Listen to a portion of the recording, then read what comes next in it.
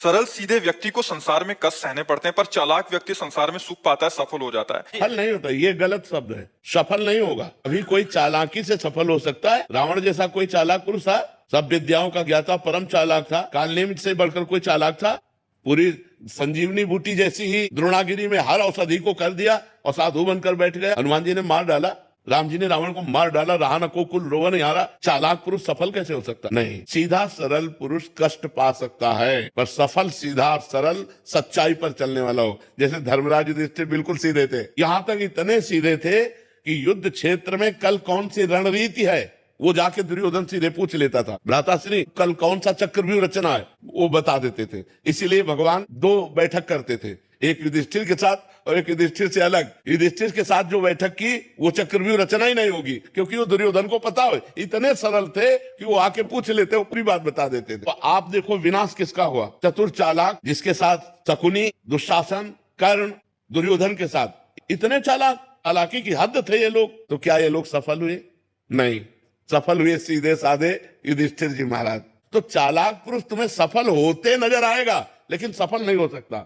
सीधा साधा पुरुष तुम्हें दुख भोगते नजर आएगा, लेकिन वो दुख भोगेगा नहीं, आगे चलकर वही विजय को प्राप्त होगा। थोड़ी यात्रा ऐसी है जिसमें संशय हो सकता है देखकर कि बेईमान, दुष्ट, चालाक, कपटी पुरुष उन्नति को प्राप्त हो रहा है और धर्मात्मा, ईमानदार दुख को प्राप्त हो रहा है। लेकिन परिणाम में वो सही चल रहा है, उसका सही परिणाम होगा, और जो गलत चल रहा है उसका गलत परिणाम होगा पक्का।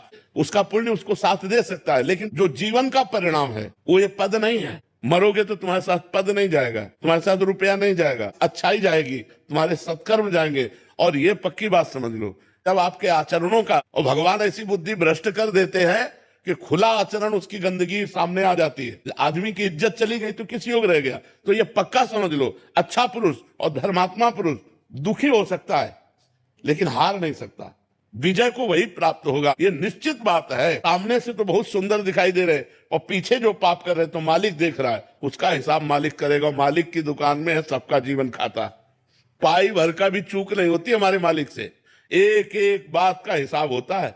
अगर हमने अंगुली भी उठाई है तो उसका भी हिसाब है कि क्यों उठाई और कैसे उठाई।